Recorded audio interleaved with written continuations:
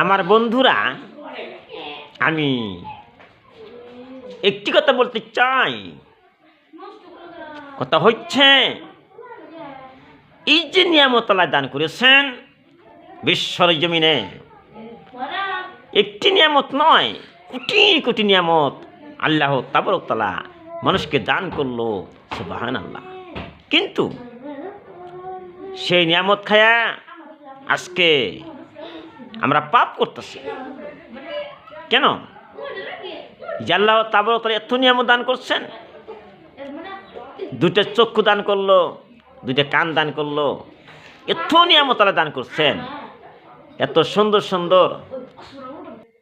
তাহলে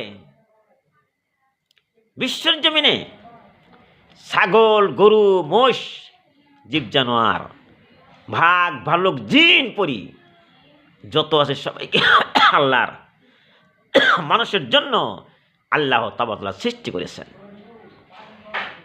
ঘোড়ার পৃষ্ঠে ওঠেন, ঘোড়া যে দিকে নিয়ে যান সেই দিকেই আপনি কথা শোনে।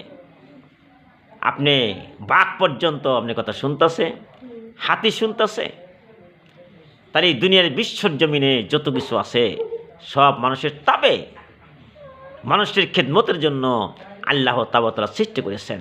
সুবহানাল্লাহ।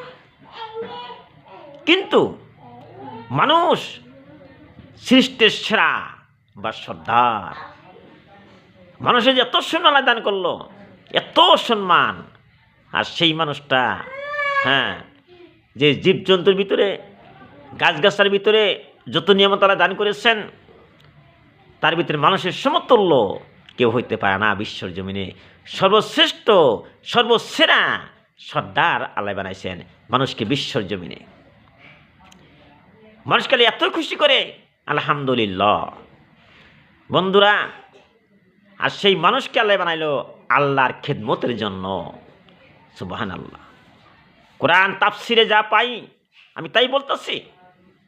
কিন্তু বন্ধুরা, সেই আত্মবলা মানুষ কেমন করে আল্লাহকে ভুলিয়া যায়?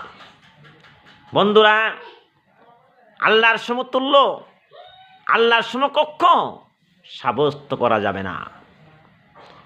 সবসময় ভাবা রাখবো যে আল্লাহ সবচেয়ে বড়, আল্লাহর সমতুল্য বিশ্বর জমিনে কিছু হইতে পারে না। এই যে সেজদা, এই কপাল একমাত্র আল্লাহকে সেজদা করতে হবে, তাছাড়া কাউকে সেজদা করা চলবে না।